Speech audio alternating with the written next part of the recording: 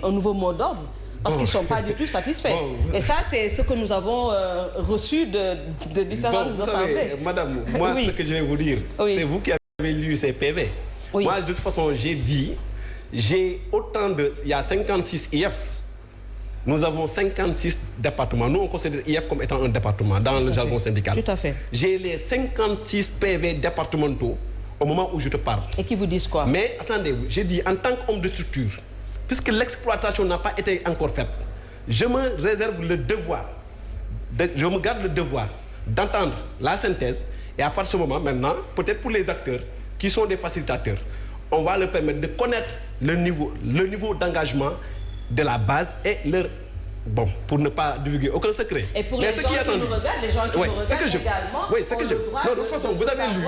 Vous avez... Moi, j'ai lu parce que mon travail me permet également de recevoir, de savoir ce qui s'est passé toute la journée lors de vos assemblées générales, de recouper certaines informations et peut-être que également avec les connaissances que nous avons du côté des enseignants, certains nous ont carrément saisis, nous disant leur assentiment par rapport à la restitution qui a été faite par les différents... C'est pas à ce niveau, c'est pas le problème de la restitution.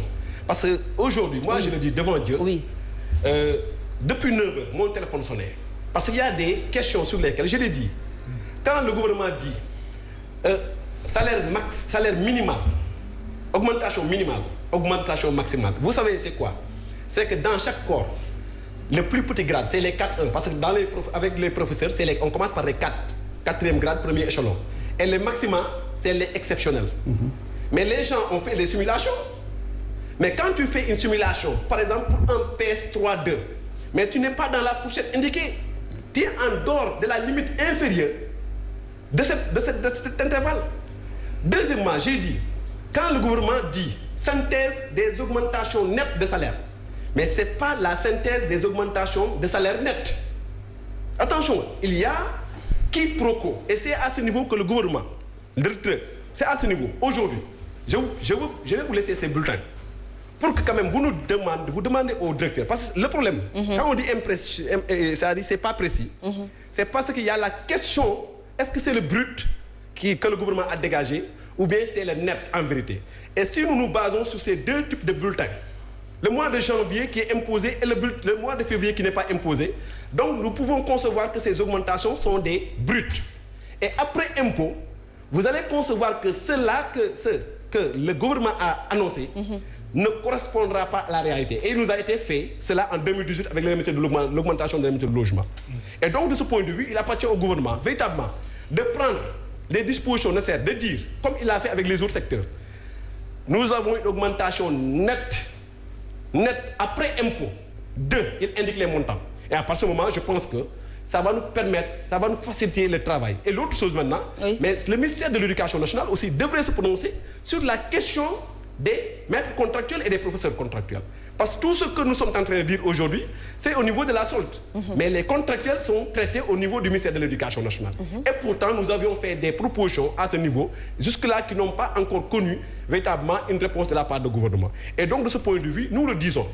Aujourd'hui, chacun de nous porte l'école dans son cœur. Mais quand même, qu'il faut savoir que c'est le président de la République lui-même qui avait dit qu'il a hérité d'un système de rémunération qui est injuste, inéquitable et qui aujourd'hui a posé beaucoup de problèmes qu'il fallait corriger. Alors, dès lors que l'étude a été faite, je termine par ce point, dès lors que l'étude a été faite, a révélé ce que nous avons connu et que les recommandations sont allées dans le sens de corriger et qu'ils n'ont pas le courage politique de corriger et ils sont en train d'octroyer des indemnités à tort et à travers, ce que nous applaudissons parce que nous sommes des syndicalistes qui défendent véritablement le bien-être du travailleur. Et donc, de ce point de vue, tout ce que nous demandons, c'est que je dis qu'il soit très précis sur les réponses, sur les réponses qui seront données à nos mais en attendant, c'est un autre mot d'ordre qui sera décrété. Comment?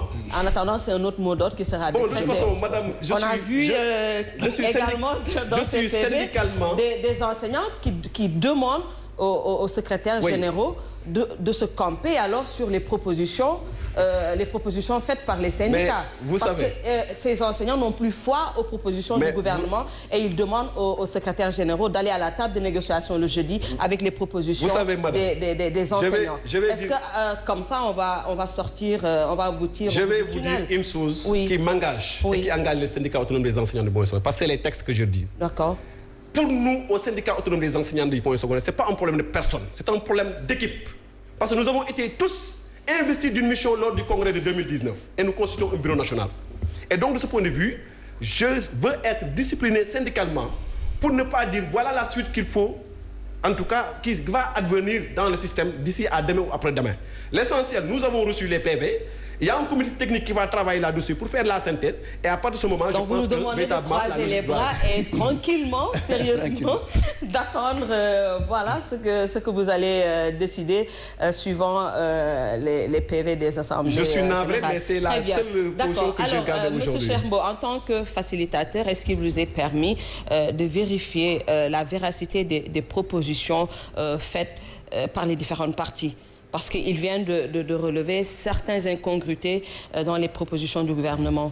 Très souvent, nous pouvons être interpellés par des organisations en termes d'accompagnement méthodologique. Donc ça nous permet évidemment sur le plan technique, parce qu'on peut avoir des ressources qu'on peut mettre à leur disposition pour apprécier, évaluer et les aider à prendre des décisions. Mais c'est à eux de prendre des décisions. Parce que nous, on ne négocie pas. Nous travaillons à rapprocher les parties, nous travaillons à faciliter le dialogue. Et nous travaillons aussi à rappeler certaines autres dimensions qui devraient être prises en charge. Ça, c'est un premier aspect.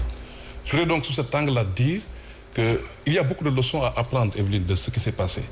La toute première leçon, c'est que le gouvernement a tardé à affronter ce rapport sur le système de rémunération. Et c'est la vérité. Et il nous a mis sous pression. Aujourd'hui, il est aussi sous pression. Donc, on aurait dû régler cette question depuis, être dans des discussions avant, et ça qui aurait permis d'avancer. Première chose. Deuxième chose, maintenant, on a des syndicalistes qui ne sont pas seulement des militants, mais qui ont une expertise à côté. C'est pourquoi, au lieu d'être seulement dans une posture de revendication, ils ont aussi été dans une posture de proposition. Donc au Bahoum, vous avez la possibilité aujourd'hui, puisque de ce que nous avons entendu, le gouvernement semble être prêt à écouter, montre en tout cas une certaine ouverture d'esprit, à poster les remarques, les observations et à vérifier le jeudi, est-ce que ces remarques vont être prises en charge. Ça, pour nous, c'est une posture positive et constructive qui permettra encore de vous relever. Je dois témoigner, parce que je suis présent dans ces réunions de monitoring, que vous devez être fiers de vos SG. Quand moi j'observe les secrétaires généraux de syndicats dans le monitoring, ils sont en train de jouer pleinement le rôle. Ils nous ont rappelé les PC. Vous prenez le moyen secondaire, ils rappellent tous les corps. Ablaye et Saourou, vous prenez l'élémentaire, quand vous les entendez parler, n'oubliez pas telle fonction. Les MC aussi, il faudrait en prendre encore. Donc ils sont entrés, et ça il faut le dire aussi à l'endroit de tous les enseignants qui nous regardent, vous pouvez être fiers de vos secrétaires généraux, ils ont joué pleinement le rôle. Je le dis souvent, vous regardez le Sénéras FC avec Seignan, tout ce qui est arabe, il les prend en charge. Donc c'est des gens passionnés qui ont aussi une certaine expertise, qui argumentent et qui aujourd'hui poussent le gouvernement à faire des efforts expérimentaires. Ça, c'est un témoignage que je me dois de faire. C'est pourquoi moi, je considère aujourd'hui que vous n'allez pas tout régler, ça c'est clair. Mais vous avez eu évidemment à faire des avancées importantes pour le système éducatif et qui nous permettent aujourd'hui de demander certainement à ce que, quelque part aussi, qu'on puisse nous dire que le combat pourrait être continué autrement. Il faut, à notre avis, acter les accords. Il faut les acter. Il faut acter aussi les désaccords. Parce que même les désaccords sont des accords. On s'accorde sur les désaccords. Et il faut pousser le gouvernement du Sénégal à avoir plus de considération pour l'enseignant. Nous, chaque fois que nous défendons l'enseignant, parce que derrière l'enseignant, on voit l'élève.